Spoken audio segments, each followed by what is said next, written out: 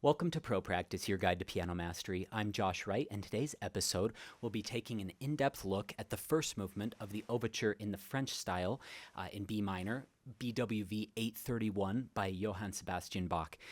This wonderful work is commonly referred to just as the French overture, and in typical fashion of the French overture, it's in two parts with a little recap of the first part at the end. The first part being very dotted and regal and slower, with the second part being faster, and we see that in bar 21 here. I will get to the entire piece, but to start this, before we start digging into the tutorial part of this, I'll play a bit of each of those sections, just in case you're not familiar with this piece.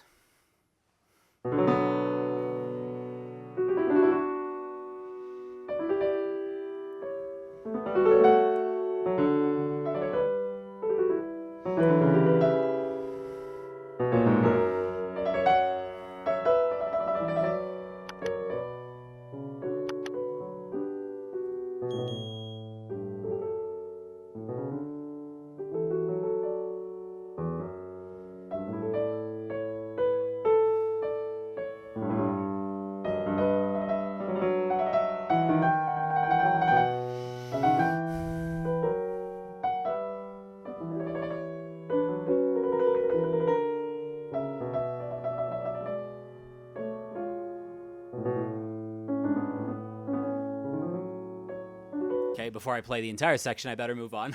Okay, and then the fugal section.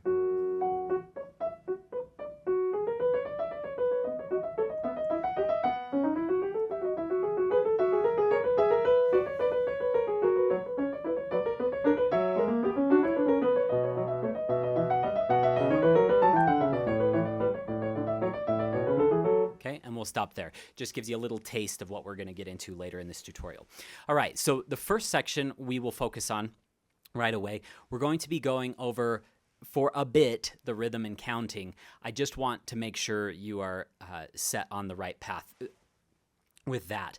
Other things we're going to be getting into in this tutorial will be heavy amounts of shaping and voicing, different voices that you can bring out to enhance the textures, different articulations, whether or not you should use the pedal. And spoiler alert, I do think you should use the pedal in the opening section of this, and that is commonly seen among many different recordings. If you are a purist and you absolutely do not believe that pedal should not be used in Bach's music because it was written for harpsichord, first of all, I would maybe say, go play harpsichord. But if you're a purist, make sure that you put some reverb on your recording, because I've heard a lot of really terrible sounding renditions of Bach that sound not so good by the same player, not so good in a dry environment, and then it sounds wonderful in a wetter, more reverberant hall. Hopefully that's the right word. And it just has to do with the environment you were in. So like I've said in other Bach tutorials, I don't have anything against using pedal in Bach. Of course, you wouldn't be going something crazy like that, but just a little bit of massaging with the pedal, especially in this first section, is desirable. We'll also be getting into different types of articulation, and another big area that I'd like to focus on is variety with ornamentation that you can use, especially on repeats, as well as different dynamic shaping ideas or voicing ideas on those repeats, because if you're going to take a repeat, have something different to say. Okay, without further ado, let's get into this. I want to just take these first couple of bars really slowly just to demonstrate this. We'll take a B minor scale, and I want to demonstrate how you would count 30-second notes if you don't know how already. So it'd be 1, E, and, 2, E, and, 3, E, and, 4, E, and, 1. Okay, so it would be 2 30-second notes per 16th count. Obviously, if you can do math, that's pretty easy, but I just wanted to review that, because as I start in with this 1 E and a 2 E and a counting, and there's a lot of different ways people count. Some people count 1 and a, 2 and a. Some people count like 1 te tate, 2 te tate, all sorts of different counting. I'm going to be doing 1 E and a 2 E and a.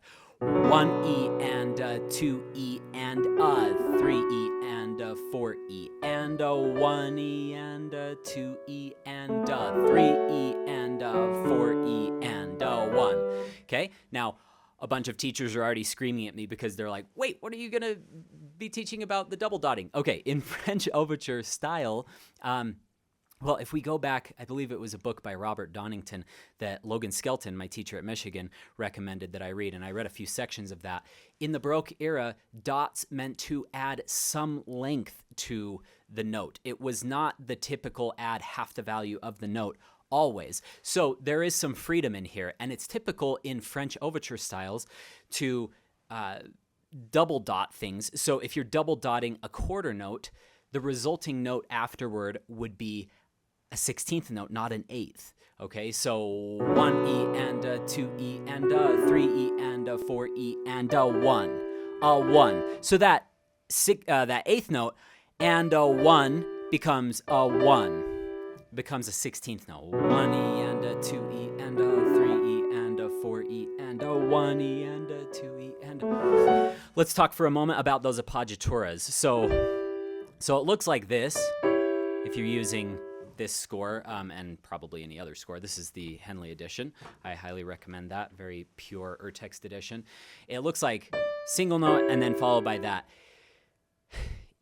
As is typical with appoggiaturas with that come on chords, you play the bottom notes of the chord with the appoggiatura note, and then the top note of the chord comes later. How much later? It's up to you. And I actually use this as an expressive device. A lot of people will say, no, by the book, it has to be half the value of the note that it follows. So in this case, it's a half note, 1E and a 2E and a 3, which I totally agree. Sounds great. Sometimes you could do the value of the appoggiatura, which is an 8th note, 1E and a 2E and a 3, which also sounds beautiful. I will actually create a bit of variety down in bar 5 in just a moment. I'll show you what I mean, with varying the lengths of those appoggiaturas as an expressive device to add variety to the repeats. Okay, so let me just keep counting just for a couple more bars just in case you're not comfortable. 1E and a 2E and a 3E and a 4E and a 1. So there I have double dotted, I'm going to double dot, 8th notes, 3E and a 4E and a 1. So the 16th notes become 32nd notes, 3E and a 4E and a 1. Now you might be thinking,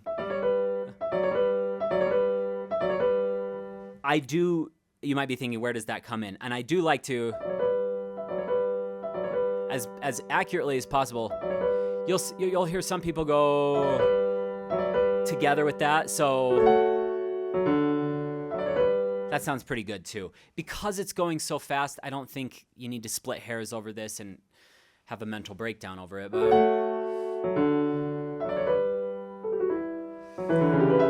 like right there though, I like that one to be a little bit more punchy or held back. So I may choose at certain points to not play the 16th notes as 32nd notes if I'm leading into another note, if I want it to feel a little bit held back, a little bit more yearning or passionate. So that's in bar 3, 1E and a 2E and a 3. Rather than 1E and a 2E and a 3. It's too fast versus just the regular value.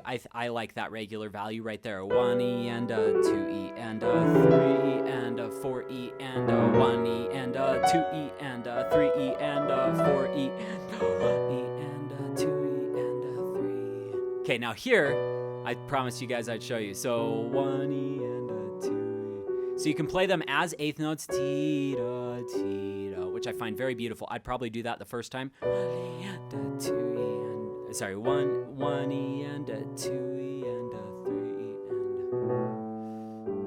okay.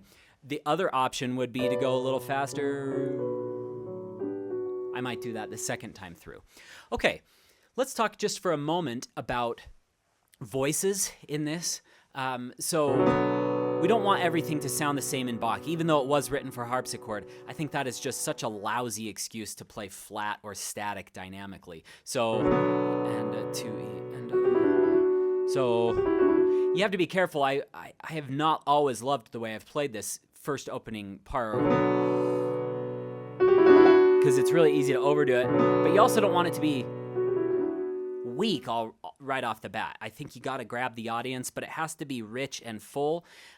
Probably the best example of this in the world is Murray Pariah. I don't even think he has a recording of this, but the way he creates tone quality, his tone quality, the way he creates tone, is so beautiful. It's never forced. It's never harsh. So I always try to channel my inner Murray Pariah as I play this first part. So very natural weight.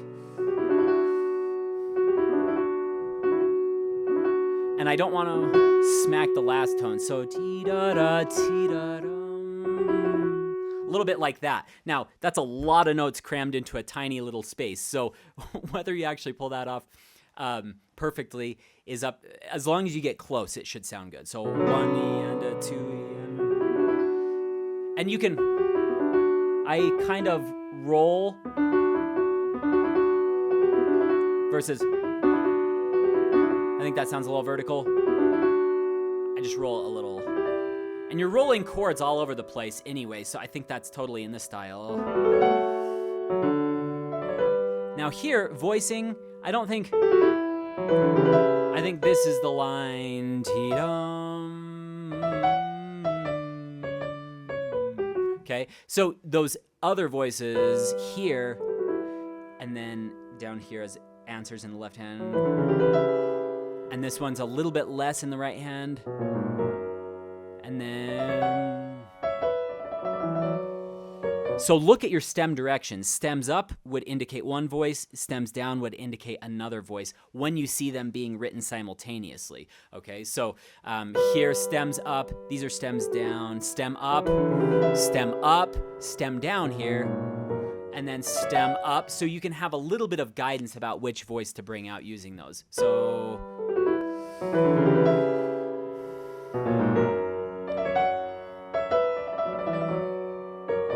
Now, you can also vary the length of your trills. So on the short little squiggles, the little trilos, you can do 4-note trills. You could even do a 3-note trill if you like the sound of a 3-note trill more. It's, again, subjective. But sometimes I will lengthen the trills for dramatic effect. This is one place that I generally do that. I just think that sounds nice all the way to there, but you could absolutely do that. That sounds a little bit more rigid and military. This one is a little more expressive. It's up to you. And I like to go to there, and now not suddenly soft, but I like it to definitely come down there. And notice I 1 E and a 2 E and a 3. I'm not doing... If I was doing a little bit more rigid like that, maybe I would double dot those. It's up to you. But I think that's a moment that's very sensitive, so I might not double dot that.